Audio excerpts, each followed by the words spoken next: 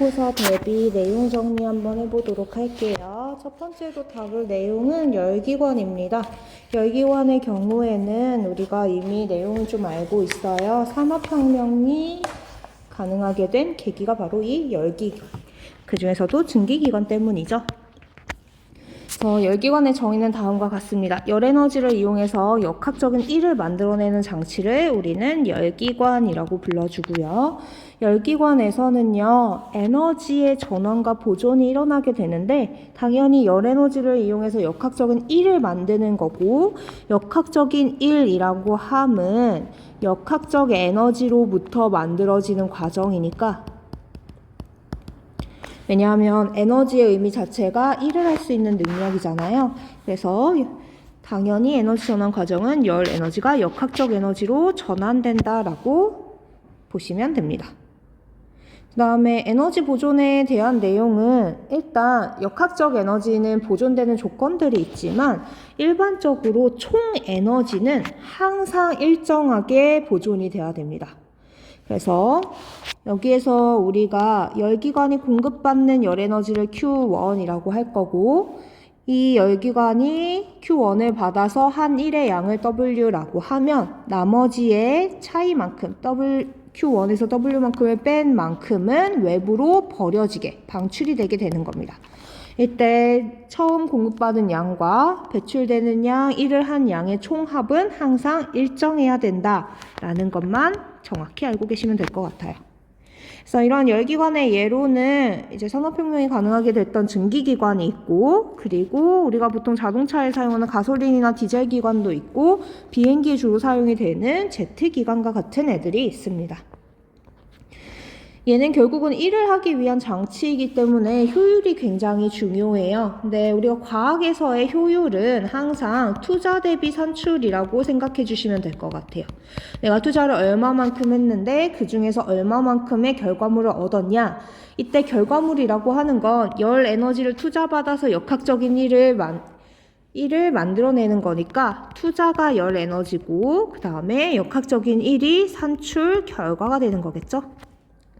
그럼 오른쪽 그림을 예시로 한번 보도록 할게요. 자, 고열원으로부터 온도가 높은 열 에너지를 공급해주는 소스로부터 열 에너지를 Q1만큼 받았습니다. 이 중에서 1을 하는데 사용된 양은 W예요. 그럼 나머지 양은 외부로 방출이 되겠죠. 이때 외부로 방출될 때는 이 외부 환경 자체가 고열원보다는 온도가 낮기 때문에 저열원이라고 불러줍니다. 그럼 우리가 이 내용을 갖고 정리를 해보면 Q1만큼을 투자받아서 1을 했더니 남은 양이 Q2다라고 되는 거잖아요. 그럼 Q1에서 W를 뺀 만큼이 Q2가 되는 거고, 혹은 뭐라고도 얘기할 수 있냐면 W라고 하는 양은 Q1만큼 투자받은 거에서 외부로 방출한 열을 뺀 만큼이 돼야 되는 거예요. 왜? 에너지의 총량은 항상 일정하게 유지가 돼야 되니까. 그래서 에너지 보존에 의해서 이러한 관계가 성립을 하게 됩니다. 자, 그럼 우리 본격적으로 열 효율을 한번 구해보도록 할게요. 열 효율이에요. 기호로는 2를 사용을 하고요. 자, 투자 대비 산출이니까 투자 얼마만큼 받았어요? 열 에너지 공급받은 양 Q1입니다. 그 다음에 산출 결과는 1이 돼야 되니까 W가 되는 거죠. 이게 열 효율이에요. 굉장히 심플하죠. 자, 이때 우리가 뭐를 하나 바꿔줄 수가 있냐면 W 대신 다른 애를 써줄 수가 있어요. 뭘 써주면 되죠? 방금 에너지 보존으로 정립한 요 식을 써줄 수가 있는 겁니다. 그러면 W 대신에 Q1-Q2라고 표현을 할 수가 있고, 그럼 식이 1-Q1분의 Q2라고도 표현이 되게 되는 거예요. 여러분이 기억해 주실 건 요 열 효율에 관한 관계를 기억을 해주시면 됩니다. 밑에 중요한 내용이 나와요. 열 효율이 항상 0에서부터 1 사이의 값을 갖는다라고 되어 있는데 왜 0은 안 될까요? 열 효율이 0이 되려면 누가 0이 돼야 돼요? W가 0이 돼야지만 열 효율이 0이 될 수가 있습니다. 근데 W가 0이 된다는 건 1을 한다는 거예요? 안 한다는 거예요? 안 해요. 그럼 1을 하지 않는 애를 열기관이라고 부를 이유가 없는 거죠. 그때부터는 얘는 열기관으로서의 효용 가치가 없어지게 되는 겁니다. 자, 그러면 1은 왜 안 되는지 한번 생각을 해볼게요.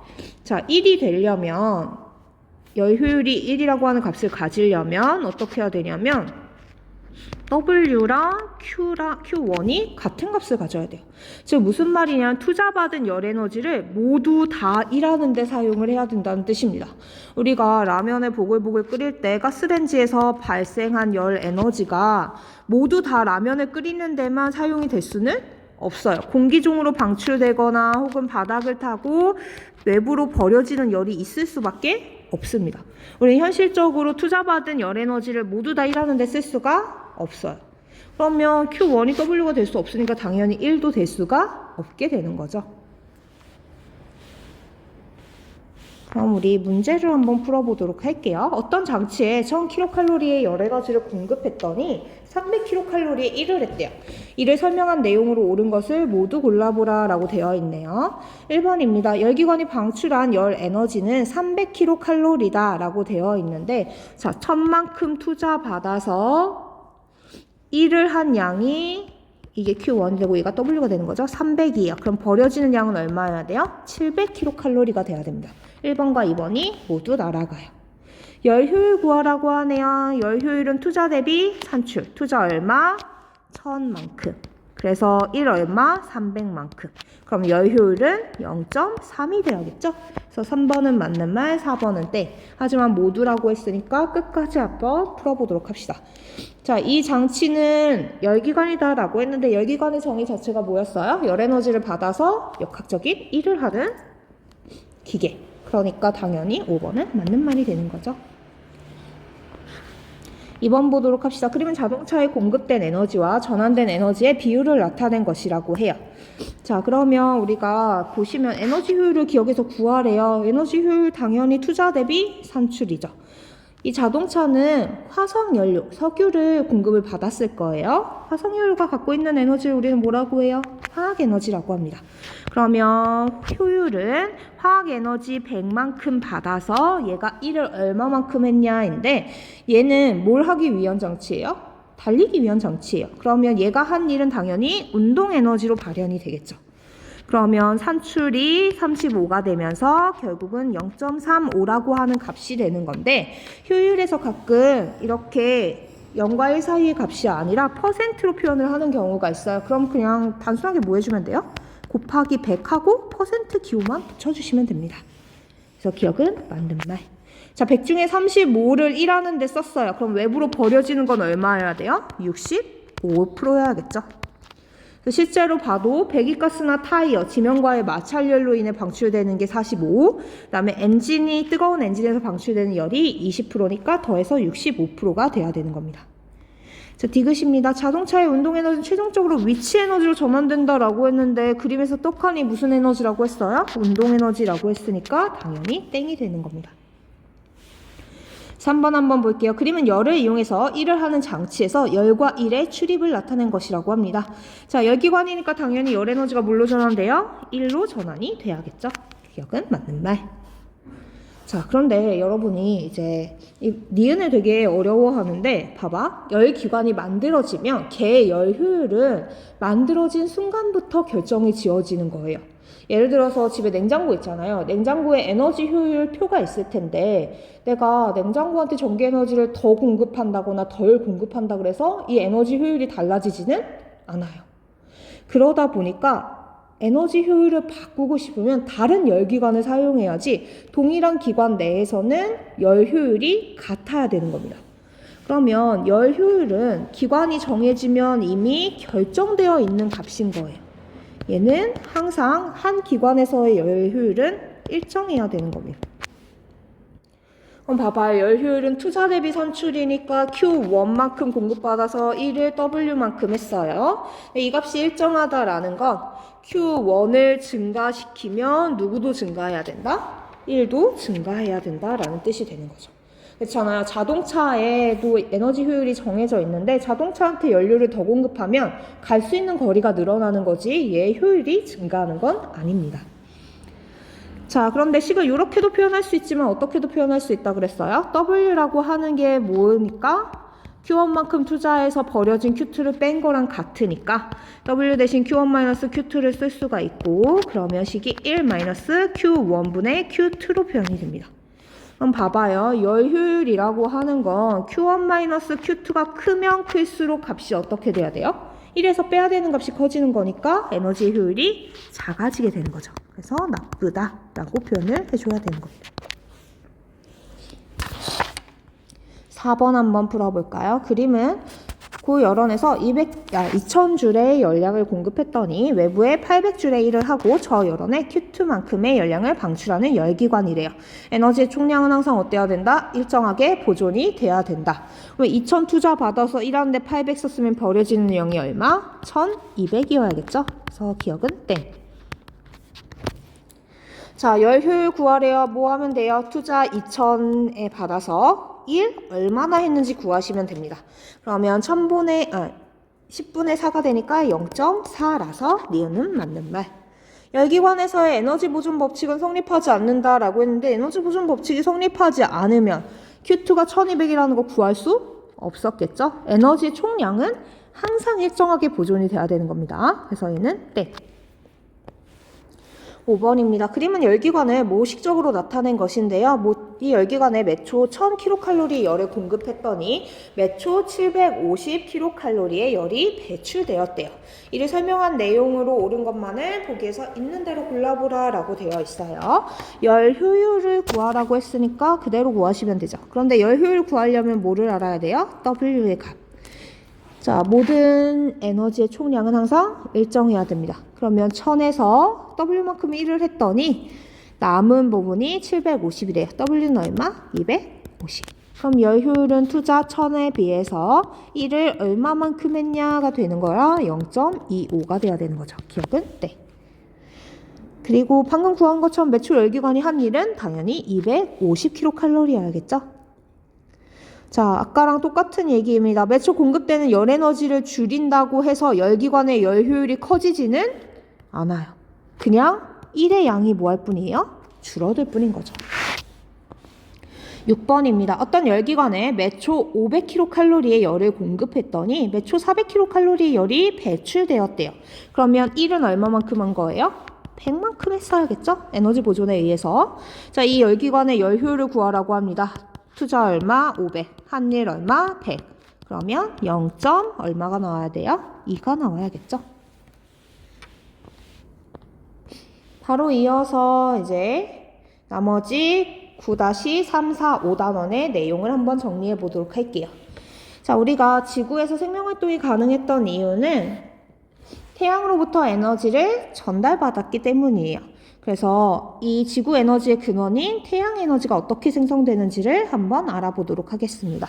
그러려면 먼저 태양의 구조를 좀 살펴봐야 되는데요. 태양의 구조는 크게 복사층, 대류층, 핵으로 이루어져 있습니다. 이때 태양의 중심부인 핵에서 무슨 일이 일어나냐면 수소 핵융합 반응이 일어나게 돼요.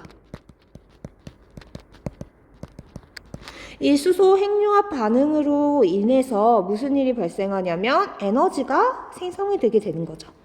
그 얘기를 하기 전에 먼저 태양의 구조부터 살펴보도록 하겠습니다. 누가 봐도 제일 중심이 핵일 거고요. 핵에서 가장 바깥에 있는 층으로 열을 전달해주는 가운데 층을 우리는 복사층이라고 불러줍니다.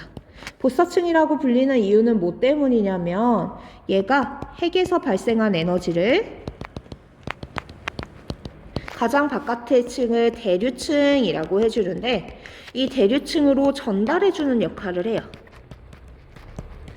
그때 전달해주는 방식 자체가 복사의 형태로 전달을 하기 때문에 복사라고 하면 뭐라 그랬어요? 전자기파 형태로 열에너지를 전달하는 방식이라고 얘기했죠.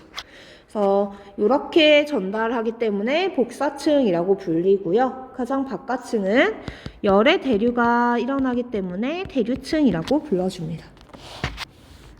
자, 이 중에 가장 중요한 건 당연코 핵이겠죠. 핵에서는 수소 핵융합 반응이 일어나게 돼요. 이 수소 핵융합 반응이라 함은 수소 원자핵 4개가 헬륨 원자핵으로 융합하는 과정을 얘기하고요. 우리가 지난 시험 범위에서 배웠어요. 항상 모든 핵 반응은 반응이 일어난 후에 뭐가 감소한다? 질량이 감소한다. 이 감소한 질량이 뭘로 전환된다? 에너지로 전환이 된다. 어떠한 관계식에 근거해서 이는 MC 제곱이라고 하는 관계에 근거해서.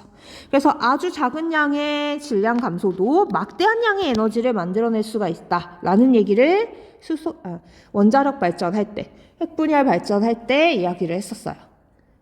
네, 핵분열이든 핵융합이든 모두 다 핵반응이기 때문에 당연히 핵반응으로 인해 감소한 질량이 에너지로 전환이 돼야 되는 겁니다.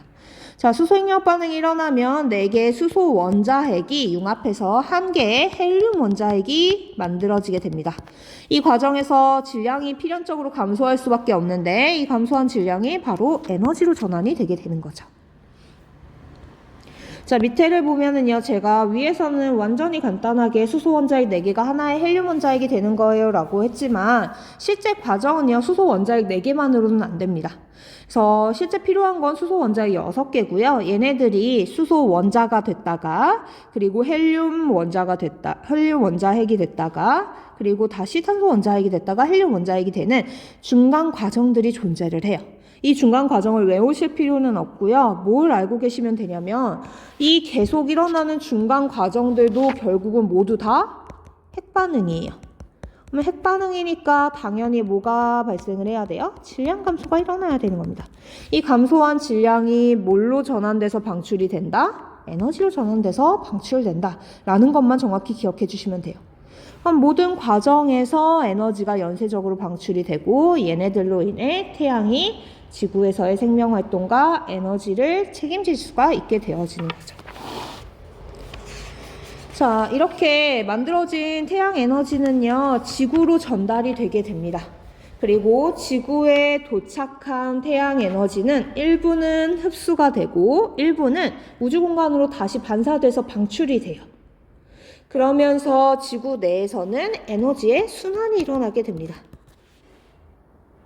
이때 지구가 흡수하는 태양 에너지의 양은 태양이 생산해서 우주로 방출하는 에너지의 한 200분의 1 정도로 굉장히 작습니다.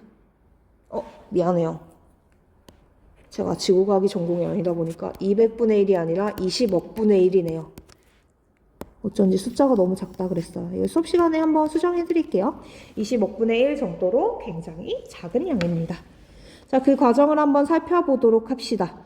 일단 태양은 복사의 형태로 100% 정도, 그러니까 퍼센테이지로 얘기를 할게요. 100만큼의 열 에너지를 지구에 전달을 해줘요. 그러면 이 중에 일부는 지구를 둘러싼 대기와 구름에 흡수가 되고요. 그리고 일부는 대기와 구름에서 반사가 돼서 다시 우주로 돌아가게 됩니다. 자, 그 비율을 좀 봤더니 대기와 구름에 흡수되는 양이 20%, 대기와 구름에 반사되는 양이 26%가 됩니다. 그럼 46%를 제외한 54%는요, 그대로 지표면까지 전달이 되는데 지표면에서도 이걸 전부 흡수하는 건 아니에요. 54% 중에 한 50%는 지표면이 흡수하고 나머지는 또 지표면이 우주로 방출을 하게 됩니다.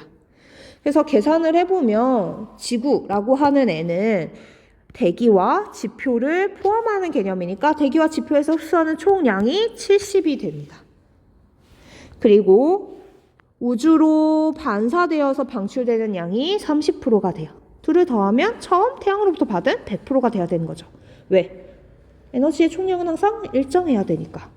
그런데 지구도 온도를 가지고 있는 물체다 보니까 얘도 복사 형태로 에너지를 외부에 방출하게 됩니다. 그때 지구가 방출하는 거는 지표면에서 한 20%가 방출이 되고요. 그리고 지표면에서 방출한 양 중에 일부는 대기를 거쳐야 되니까 올라가다가 또 대기와 구름에 흡수되는 양이 한 14% 됩니다. 그리고 흡수되지 못하고 우주로 직접 방출되는 양이 한 6%가 돼요. 그 다음에 대기와 구름 자체가 방출하는 양이 64%가 돼서 총 얼마가 되냐면 70% 정도를 지구에서 우주로 방출을 하게 되는 겁니다. 그 외에도 뭐 대류와 전도, 자멸이라고 하는 수문열 같은 애들이 있는데 이런 애들은 중요한 게 아니고요. 중요한 건 뭐냐면 요 두 개의 양이에요. 지구가 태양으로부터 흡수하는 양과 지구가 우주로 방출하는 양의 비율이 지금 어때요? 같아요. 그러면 얘네 둘이 같다라는 건 흡수하는 만큼 방출을 하는 거잖아요. 지구의 온도는 어떻게 되겠어요? 일정하게 유지가 될 수 있는 거죠. 그래서 방출되는 지구 복사 에너지와 흡수되는 태양 복사 에너지의 양이 같다라는 건 결국 지구의 연평균 기온이 일정할 수 있는 이유가 되는 겁니다.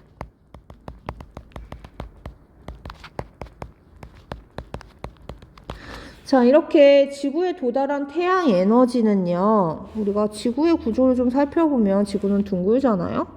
그러다 보니까 태양 에너지를 어딘가는 많이 받고 어딘가는 위치에 따라서 적게 받게 됩니다. 그래서 우리가 위도상으로 표현을 해보면 적도 부근에서는 태양 에너지를 많이 받고 이 극지방에서는 굉장히 적게 받게 돼요. 그래서 에너지 불균형이 일어나게 되는 겁니다. 적도지방 온도가 굉장히 높고 극지방 온도가 굉장히 낮아지게 되는 거죠. 하지만 열은 한 곳에 머물러 있을 수가 없고 항상 평형을 이루어야 되기 때문에 이런 에너지 불균형을 해소하기 위해서 누가 움직여 주냐면 대기와 해수가 이동을 해주게 됩니다. 그래서 적도에 쌓인 열 에너지를 극지방까지 전달해주는 역할을 하죠. 대기와 해수가 움직인다는 건 바람이 불고 파도가 인다는 뜻이고 결국은 이런 바람이 불고 파도가 일고 하는 모든 기상현상들도 그 근원이 태양에너지가 된다라는 뜻이기도 합니다. 그리고 대기와 해수가 움직이는데 이렇게 역학적으로 움직임이 있는 물질들이 가진 에너지를 우리는 역학적 에너지라고 표현을 해주죠. 그래서 도달한 태양에너지는 대기와 해수에서 역학적 에너지로 전환되어 기상현상을 일으키고 지구의 에너지 불균형을 해소하게 되는 거죠. 그 다음에 지표에 흡수된 양은 당연히 땅을 따뜻하게 데워주게 됩니다. 그래서 열에너지로 전환되어서 지표를 가열시키고요. 식물은요, 이 태양에너지를 가지고 뭐를 하죠? 광합성을 합니다. 광합성을 하면 이산화탄소와 햇빛을 이용해서 포도당을 만들어내게 되는데 이 포도당이라고 하는 게 탄소와 수소의 결합인 거잖아요. 그래서 탄소와 수소의 결합에 의한 화학에너지 로 전환된다라고 얘기를 해줄 수가 있습니다. 그리고 이 포도당을 이용해서 식물은 자체 생명활동을 하기도 하고 스스로의 기관을 만들기도 하죠. 그리고 이 식물을 먹은 동물들은 포도당을 가지고 또 생명활동을 이어가게 됩니다. 그래서 결국 태양에너지는 포도당이라고 하는 탄소와 수소의 결합, 즉 화학적인 결합인 화학에너지로 전환돼서 생명활동에 이용이 된다라는 거죠. 그리고 이 식물이나 동물이 화학에너지를 갖고 있는 식물이나 동물이 죽어서 묻히면 화석연료가 됩니다. 그러면 당연히 얘네들이 갖고 있던 에너지가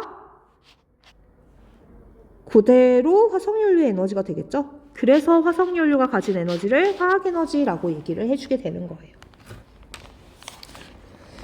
자, 다음 내용은 핵발전입니다. 지금부터 발전 방식을 여러 개 배울 텐데 이걸 배우면서 여러분은 얘네들의 장단점과 특징들을 좀 기억을 해주셔야 돼요. 네, 제목에 보시면 핵발전 이전에 태양광 발전이라는 게 있어요. 우리가 실험을 하면서 태양 전지를 다뤘었는데 요 태양 전지를 이용한 전기에너지 생산이 바로 태양광 발전이 되는 겁니다. 그래서 태양광 발전의 특징을 좀 알아보도록 할게요. 기존에 배웠던 발전 방식들은 대부분 터빈이 돌아가면서 전자기 유도를 일으키는 방식들이었어요.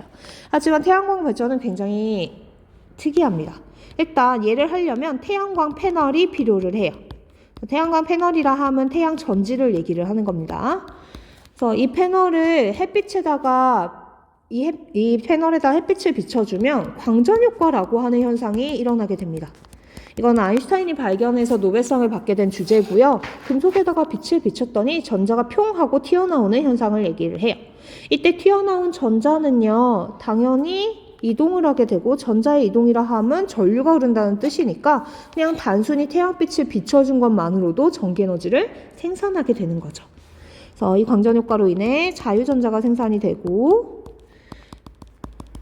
전류가 흐르게 되는 겁니다. 태양광 발전은 직류 전원 장치예요. 그래서 발전기처럼 우리가 기존에 배웠던 전자기 유도처럼 시간에 따라서 크기와 방향이 바뀌는 전기가 아니라 항상 일정한 방향으로 전류가 흐르는 전기 에너지를 만들어내게 됩니다. 얘 장점을 한번 정리해 볼게요. 장점 일단 연료가 태양이니까 고갈될 염려가 없습니다. 또한 연료비도 들지 않아요. 그리고 한번 설치를 하면 이제 좀 잘 안 된다 싶으면 표면에 먼지가 쌓여 있을 확률이 높아서 쓱 닦아주면 되거든요. 유지 비용이 굉장히 적게 듭니다. 그리고 수명도 굉장히 긴 편이에요. 10년 넘게 끄떡없이 사용이 됩니다. 그리고 환경오염을 무엇보다 일으키지 않죠. 우리 실험하면서 뭐 이산화탄소가 나온다거나 혹은 폐기물이 나온다거나 하는 일이 아예 없었어요. 그래서 환경오염도 안 일으키고 폐기물도 발생을 시키지 않습니다. 그다음에 무엇보다 가장 큰 장점인데요. 터빈이 돌아가지 않기 때문에 진동과 소음도 없어요. 하지만 장점만 있을 수는 없겠죠. 단점도 존재를 합니다. 단점은요. 얘가 면적이 넓으면 넓을수록 전기 에너지의 생산량이 많거든요. 그래서 만약에 대규모 발전을 하고 싶으면 넓은 공간이 제공이 돼야 됩니다. 이런 제약이 있다라는 단점이 있고요. 그 다음에 발전 에너지 효율이 그닥 좋은 편은 아니에요. 사실 그 후에 배울 핵발전 같은 경우 효율이 굉장히 높은데 효율이 좋은 편은 아니고 무엇보다 계절과 날씨의 영향을 너무 많이 받습니다. 이 말인 즉슨 생산량이 발전량이 불규칙하다는 뜻이 되는 거죠. 그래서 주 발전소로 사용을 할 수가 없어요.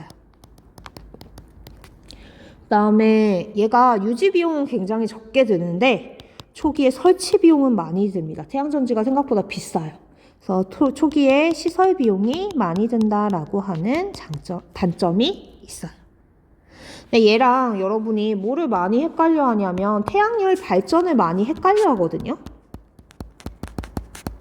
네, 태양열 발전은요. 초등학교 때 여러분 돋보기로 빛 모아서 종이 태워 보셨죠? 그것처럼 렌즈나 거울을 이용해서 태양열을 모아줘요. 그러면 얘네들이 뜨거워지잖아요. 그걸로 물을 끓여서 터빈을 돌리게 됩니다. 그럼 당연히 태양광 발전과는 다르게 무슨 현상을 이용하는 거겠어요? 전자기 유도 현상을 이용하게 되는 거죠. 반면에 태양광 발전은 광전 효과를 이용하게 되는 거고요. 그래서 원리 자체가 다르기 때문에 얘네들을 분리해서 알고 계셔야 돼요. 네, 핵발전 해보도록 하겠습니다. 핵발전이에요. 우라늄과 같은 핵연료가 가진 핵에너지를 이용해서 전기를 생산하는 방식이죠. 핵발전의 장점은요, 이제 예를 들어서 1000kW만큼의 전기에너지를 생산해야 된다라고 하면 화석연료가 만약에 이만큼 필요하면 핵연료는 이만큼만 있으면 되거든요. 그래서 화석연료에 비해서는 연료 비용이 적게 듭니다. 그 다음에 얘 과정을 살펴보면 우리 이제 우라늄 같은 원자번호가 큰 원소를 쪼개는 핵분열 과정이 일어나게 되고 이렇게 핵분열이 일어날 때 반드시 뭐가 감소한다? 질량이 감소한다. 이 감소한 질량이 뭘로 전환된다? 에너지로 전환된다. 라는 내용이었어요. 그때 발생한 막대한 양의 열 에너지를 이용해서 우리가 물을 끓이고 터빈을 돌리고 전자기 유도로 전기 에너지를 생산해요. 당연히 이산화탄소 발생할 일이 거의 없습니다. 그래서 이산화탄소의 발생이 거의 없다라는 큰 장점이 있어요. 왜냐하면 지구온난화의 주범이 사실은 이산화탄소이기 때문에. 자, 하지만 그렇다고 해서 친환경적인 발전 방식이다라고 말을 할 수는 없는 이유가요. 이산화탄소는 거의 발생하지 않지만 방사성 폐기물이 나오게 됩니다. 그래서 인체에 굉장히 치명적인 방사선을 방출하는 방사성 폐기물이 발생을 하기 때문에 얘를 처리하는 데 있어서 조금 어려움이 있어요. 이제 대부분은 납으로, 그러니까 이 방사선을 방지하는 게 납이거든요. 그러니까 방사선이 외부로 방출되지 못하게 하는 금속 중에 대표적인 얘가 납인데 이 납으로 방사성 폐기물을 감싸고 혹시나 새어날까봐 시멘트로 한 번 더 감싼 다음에 얘를 바다나 혹은 제3국가에다가 묻어버리게 되거든요. 근데 계속 핵발전을 하면 할수록 핵연료가 쌓이게 되니까 방사성 폐기물이 쌓이게 되니까 이걸 어떻게 처리할지 어려움이 좀 존재를 합니다. 후쿠시마나 체르노빌 사태처럼 만약에 사고가 일어나면 장기간 동안 피해를 입게 되고 그 다음에 범위가 굉장히 넓어지게 됩니다. 지하수라도 오염되면 물 자체가 그냥 다 방사능 오염수가 돼버리는 거고 그다음에 토양이 오염되면 거기서 생산하는 작물, 그 생산한 작물을 먹는 동물들까지도 피폭이 일어날 수가 있겠죠. 이러한 치명적인 단점이 있어요. 자, 우리가 이전에는 발전 과정에 대해 좀 주목을 했다면 이제는 발전 원리를 좀 알아야 됩니다. 그래서 핵발전하는 원리는요, 우라늄 원자핵을 먼저 쪼개야 되는데 이 우라늄 원자핵을 쪼개는 방법은 바로 우라늄 원자핵에다가 중성자를 쏴주는 겁니다. 중성자랑 우라늄 원자핵이 만나면 얘네들이 더 작은 원소로 분열을 하게 돼요. 그때 만들어지는 원소의 대표적인 예가 뭐 스트론튬이나 바륨 같은 애들이 있는데 종류는 그때그때 달라질 수 있어서 이제 모르셔도 돼요. 그리고 두 개로 쪼개지면서 추가로 중성자도 한 두세 개 정도 나오게 됩니다. 근데 우리가 핵연료를 넣을 때 핵발전소 이제 연료봉으로 핵연료를 넣을 때 우라늄 원자핵 하나만 넣는 건 아니잖아요. 근데 핵분열을 한 번 하면 중성자가 한 두세 개 정도 생기니까 얘네들이 또 뭘 할 수가 있냐면 주변에 있는 우라늄 원자핵이랑 반응해서 핵분열을 또 일으킬 수가 있습니다. 그럼 핵분열이 또 일어나면 또 각각 우라늄 원자핵당 두세 개의 중성자를 만들어내게 될 거고 걔네들이 또 핵분열을 일으키게 되겠죠. 그래서 핵분열이 연속적으로 일어나면서 에너지를 지속적으로 만들어낼 수가 있게 되는 겁니다. 이렇게 핵분열이 연속적으로 일어나는 걸 우리는 연쇄반응이라고 불러줘요. 그 다음에 지금부터 할 내용은 시험 문제에는 안 나오겠지만 알고 계시면 좋을 것 같아서 알려드릴게요. 여러분이 이제 우라늄 원자핵을 깰 정도면 중성자의 속도가 굉장히 빨라야 될 거라고 생각을 하지만 실제로는 아닙니다. 빠른 중성자랑은 우라늄이 반응을 하지 않아요. 그래서 우라늄 원자핵이랑 반응해서 핵분열이 일어나는 건 저속 중성자예요. 근데 핵분열이 한번 일어나서 방출된 중성자들은 다 고속 중성자거든요. 얘네들은 사실 바로 주변에 있는 핵연료랑 반응을 할 수가 없습니다. 그래서 이 고속 중성자의 속력을 저속으로 바꿔줄 필요가 있어요. 그 역할을 해주는 게 바로 이름도 직관적인 감속제가 됩니다. 그래서 감속제를 이용해서 대표적인 예로 중수가 있는데 얘를 이용하면 고속 중성자가 저속 중성자로 변하면서 연쇄 반응이 일어날 수가 있게 되는 거죠. 그 외에도 연쇄 반응이 너무 폭발적으로 일어나게 되면 한 번에 생산되는 에너지의 양이 너무 많아지는 거거든요. 사실 그때부터는 핵무기가 되는 거예요. 핵무기와 핵발전의 차이는 똑같은 핵분열 과정인데 한 번에 빵 하고 다 터트리냐 아니면 지금처럼 천천히 일어나게 만드냐의 차이라서 연쇄 반응이 너무 급격하게 많이 일어나는 것도 문제가 될 수 있기 때문에 이 연쇄 반응의 속도를 좀 조절해 줄 필요가 있습니다. 얘를 조절하는 방법은 중성자의 개수를 조정하는 거예요. 그래서 중성자를 흡수해서 연쇄 반응의 속도를 제어하는 애들을 우리는 제어봉이라고 불러주고 종류는 뭐 카드뮴, 붕소 같은 애들이 있습니다. 자, 다음으로 배울 내용은 풍력 발전이에요. 당연히 무슨 힘이겠어요? 바람의 힘이겠죠. 그래서 바람을 이용해서 전기를 생산하는 장치를 우리는 풍력 발전이라고 얘기를 해주고요. 풍력 발전기 다들 보셨을 텐데 이제 바람이 불면 거대한 날개가 돌아가잖아요. 우리 에너지 파트에선 뭐가 돌아간다면 무조건 누가 돌아가는 거예요? 터빈이 돌아가는 거죠. 자, 터빈이 돌아가요. 그럼 무슨 유도가 일어나야 돼요? 전자기 유도가 일어나게 되는 겁니다. 그래서 기존 발전 방식과 비슷하게 바람이 터빈을 돌려주면 이 돌아가는 터빈에 의해서 전자기 유도 현상으로 전기 에너지를 생산하게 되는 겁니다. 자, 이 과정에서 당연히 이산화탄소 발생할 일 없겠죠. 그 다음에 또 하나의 장점은 연료가 누구예요? 바람입니다. 연료 비용이 들지 않아요. 하지만 모든 신재생 에너지들이 갖는 치명적인 단점, 발전량이 일정하지 않습니다. 바람이 많이 불면 전기에너지를 많이 생산하고 바람이 적게 불면 적게 생산을 하는데 바람은 우리가 통제할 수가 없기 때문에 발전량이 불규칙하다라는 단점이 있고요. 얘가 자연을 보호하기 위해서 만든 발전 방식이지만 사실 날개가 잘 돌아가야 전기에너지를 많이 생산하잖아요. 그러다 보니까 바람이 많이 부는 산 중턱이나 이런 데다 많이 설치를 해요.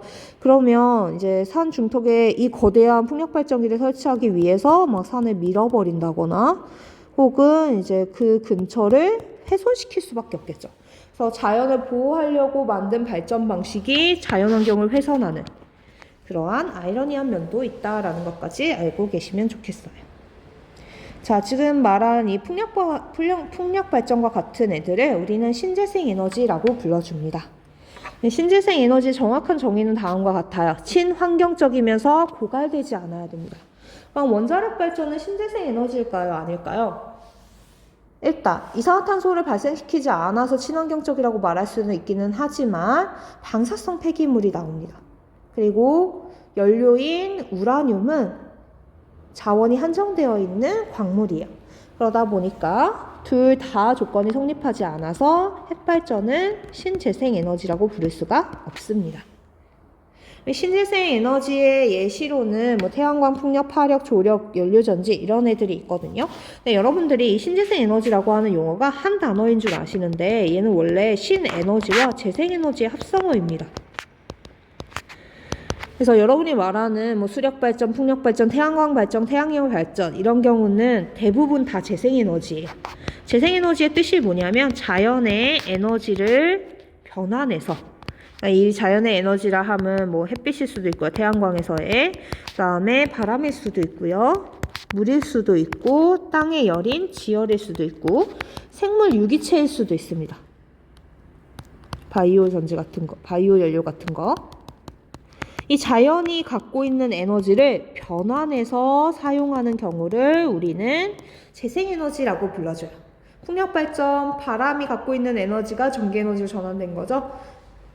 태양광 발전, 태양이 갖고 있던 에너지가 전기에너지로 전환된 예시인 겁니다.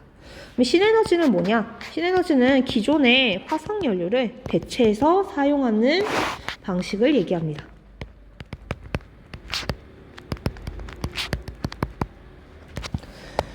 그럼 위에 있는 다양한 예시들을 한번 분류를 해볼게요. 태양광 발전, 재생에너지죠? 풍력 발전, 당연히 자연에너지니까 재생에너지고, 파력 발전은 파도의 힘으로 전기에너지를 생산하는 장치거든요.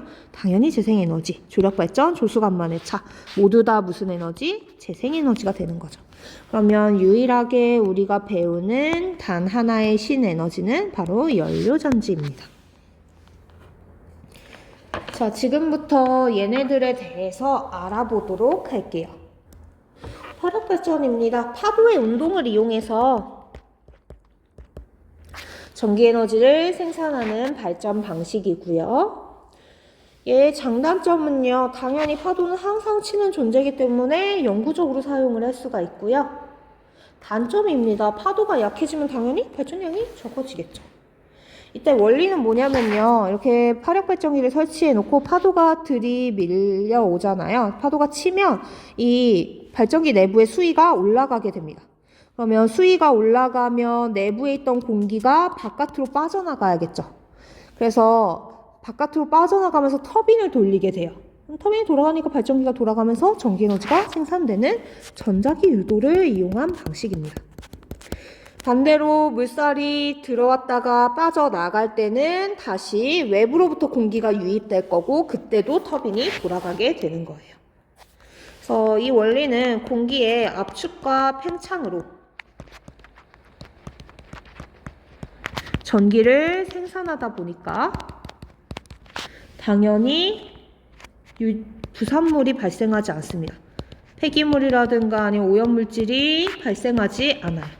그리고 유지 비용도 굉장히 적은 편입니다. 지금 발전소 자체가 형태가 굉장히 심플하죠. 네. 심플하니까 고장날 때가 크게 없어요. 그냥 파도가 들어오고 나감에 따라서 공기가 들어왔다 나갔다 하며 터빈을 돌리는 구조니까. 근데 문제는 파도가 적게 치는 곳에서는 얘를 설치해봤자 아무 의미가 없습니다. 그러다 보니까 파도가 좀 풍부하면서도 또 도시에서 너무 멀면 송전거리가 길어지니까 전력 손실이 커지는 않아요. 그럼 도심에서도 멀지 말아야 돼요. 그러니까 송전거리가 짧아야 돼요. 그리고 수심이 또 너무 깊으면 얘네들 설치가 어렵습니다. 왜냐하면 이제 지면 육지랑도 어느 정도 연결이 돼야 되다 보니까. 그래서 적절한 장소가 찾기 어려워요.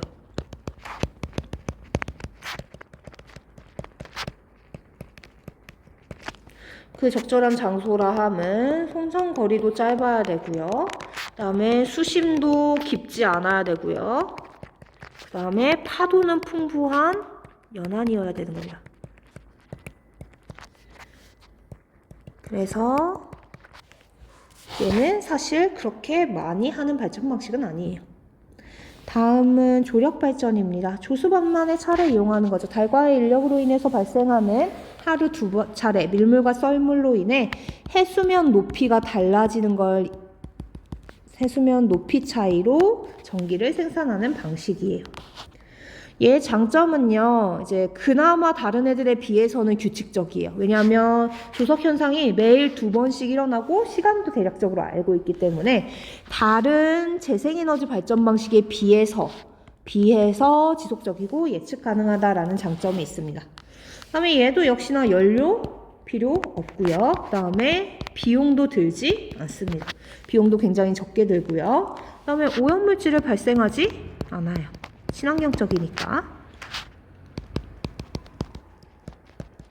하지만 위에 파력발전이랑 마찬가지로 조수간만의 차가 찔끔찔끔 일어나는 지역에서는 얘를 설치하는 게 큰 의미가 없어요. 조수간만의 차이가 큰 지역만 설치를 할 수가 있습니다. 그리고 그마저도 사실 그나마 다른 발전 방식에 비해 지속적이고 예측 가능한 거지 발전량이 항상 일정한 건 아니거든요. 그래서 발전량 변동이 있을 수밖에 없죠. 이것도 하나의 단점입니다. 그 다음에 밑에 구조를 보면 파력발전보다는 조금 복잡한 구조예요. 그러다 보니까 건설 비용이 좀 많이 듭니다. 건설 비용이 비싸고요. 얘네들을 설치하는 게 이제 보통 조수간만의 차가 크게 일어나는 서해안이거든요. 뻘이 있는 곳, 갯벌이 있는 곳. 여기에다 이걸 설치하는 순간 사실 해양 생명체들의 터전이 일부 소실되는 거잖아요. 그래서 주변 환경에 변화를 유래할 수가 있다라는 단점이 있어요.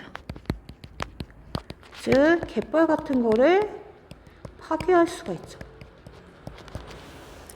얘 원리를 살펴보시면요. 얘가 뭐 밀물이냐 썰물이냐, 밀물일 때 문이 열리냐 썰물일 때 문이 열리냐 이런 게 중요한 건 아니고요. 지금 주어진 그냥 그림을 가지고 설명을 해볼게요. 자, 보시면은 밀물이 들어올 때는 바다에서 우리 가둬둔 호수 쪽으로 물이 쓱 들어오며 터빈을 가동시키게 됩니다. 그때 호수에 들어온 물이 외부로 나가지 않도록 수문을 닫아놔요. 반면에 썰물 시기가 되면 물이 빠져나갈 거기 때문에 그때 요 닫아뒀던 수문을 열어서 물을 빼내게 되는 겁니다. 네, 이때요. 사실 이거는 시화호의 구조인 거고 양쪽에 다 터빈을 설치하는 케이스도 있고요.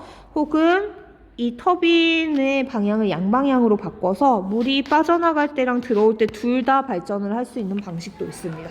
그래서 이 그림이 정석은 아니에요. 다른 형태의 발전 방식도 있다라는